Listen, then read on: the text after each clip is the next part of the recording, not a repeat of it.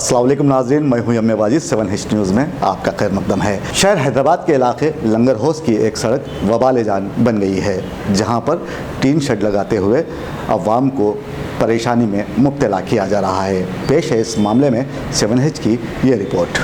शहर हैदराबाद के इलाके लंगर हौस में मौजूद डिफेंस कॉलोनी इन दिनों मौज़ूए बहस बनी हुई है।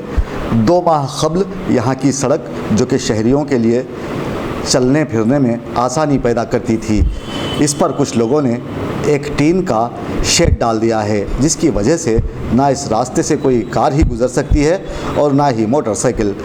सड़कों पर गड्ढे बनाकर इस पर आर्जी तौर पर कोई शेड बनाना गैर क़ानूनी माना जाता है, लेकिन 2 माह से डिफेंस कॉलोनी में यह छप्पर जूं का तूं पड़ा हुआ है, जिसकी वजह से मोहल्ले वालों में खासी बेचैनी पाई जाती है। कई मरतबा इस रास्ते पर पहली मरतबा आने वाले गिरते गिरते बचे हैं। कई लोग अब तक मुतल्लका पुलिस स्टेशन लंगर हौस SI एल्लैया से मिलते हुए इस बात की शिकायत कर चुके हैं, लेकिन कोई कार्रवाई नहीं।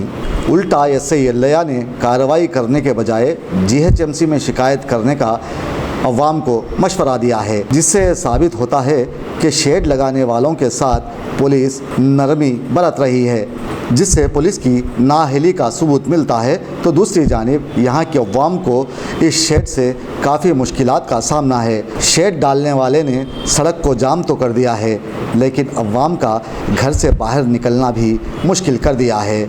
मासूम बच्चे इसके बाजू से गुजरते हुए डर महसूस करते हैं कि कहीं उन पर गिर न जाए। पुलिस की तवज्जो इस जानिब मबजूल करवाने के बावजूद उनकी बेहिसी में कोई कमी नहीं आई। लोग पूछने लगे हैं कि आखिर पुलिस इंतज़ार किस बात का कर रही है?